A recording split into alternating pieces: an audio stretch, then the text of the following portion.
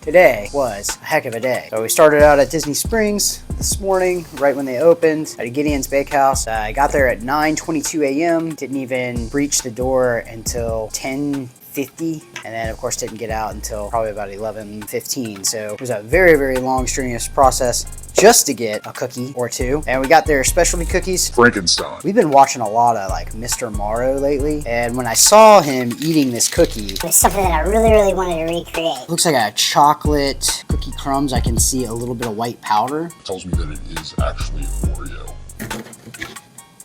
They put crushed Oreo in the middle of it. The moment of truth. You're at 6.40 ounces. Almost a half pound. Go ahead and have a taste. It's all about what it tastes like.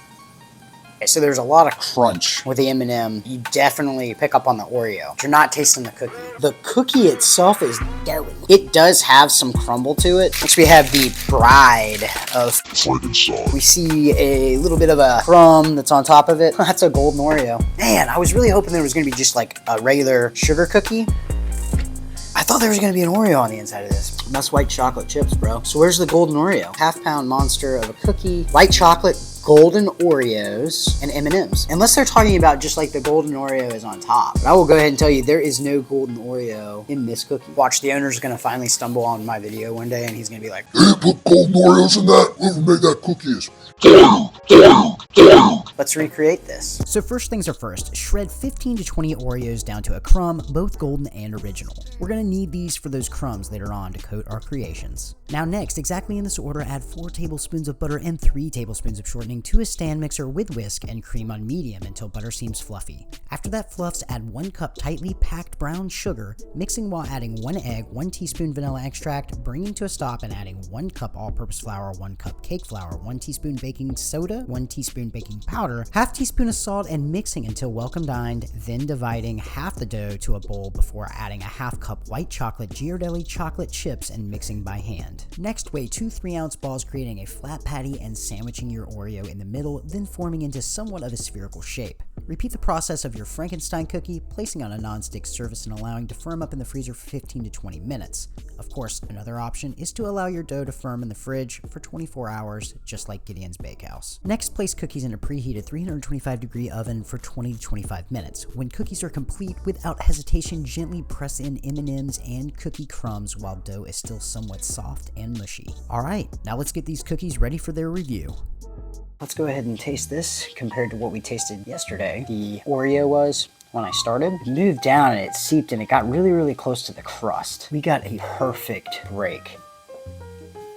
Oh my god. I wanted to make sure that you actually got to taste the cookie itself. What Gideon's had, it was just, I'm not saying that it wasn't good. It was extremely good, but there was too much going on. I like the taste of a cookie. I like the break of a cookie. I feel like you can overdo it with the amount of things that you put in these things. Gideon's is one of a kind. Great Frankenstein cookie that they have. Something about their cookie when I first got it yesterday too was the fact that like when you picked it up, it was immediately like breaking on the sides. This is a solid cookie. Now this is the bride of Frankenstein. Of course, again, we're watching them break. The word I'm searching for, I can't say because there's preschool toys present. Oh, that right there is awesome. You can literally taste the white chocolate. It oozed into the cookie. Obviously, if you haven't seen it yet, you can see my bloopers. I really fudged up. That first recipe that I did, the main thing was, oh, well, I want to know how to make a half-pound cookie. You know, how do you do it without either A, drying it out, or B, it's not cooked all the way through. So after